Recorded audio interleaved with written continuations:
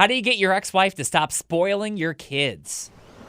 We got a message in from this guy who's been divorced now for about a year or so, and things had been great until this point.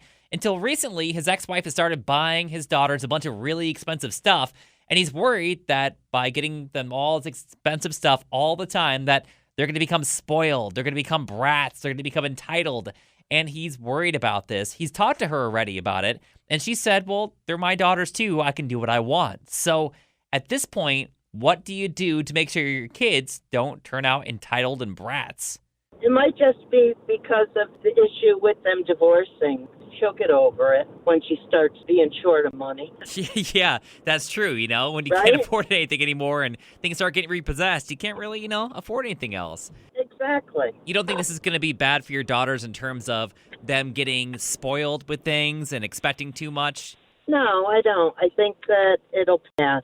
Unless she's buying them a car Yeah. or something like that. Brianna and Melrose, what do you think he should do?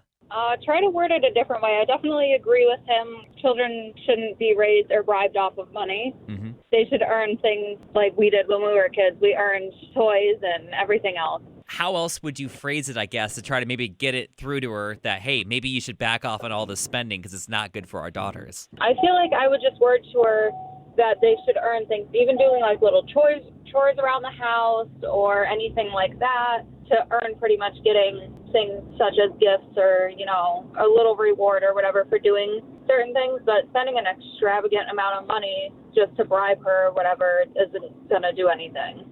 So what would you do if you were this guy? Let us know what you think down in the comments, and here are some more of your thoughts.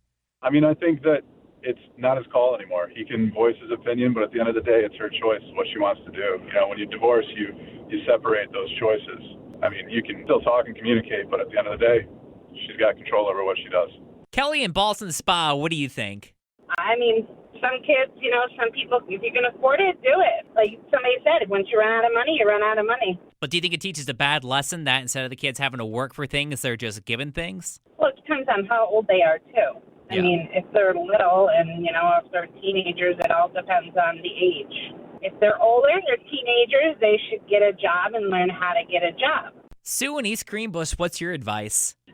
Divorced or not, they should still be parenting together. My kid's father and I co-parented, and my kids were far better off because of it. So what would you suggest at this point to try to help them reach an agreement? They're going to need somebody else to help them along. So you find some kind of an outside, like a mediator or maybe a counselor or something, at least initially to work through it maybe. Yes, absolutely. So what would you do? Let us know what you think right now down in the comments. If you want to see more videos like this, make sure you hit like and subscribe. It only takes a couple seconds, just right down there. I really appreciate it, and you'll get more of these videos every single week. And in the meantime, if you want to check out more videos, we got a couple more you can check out right here.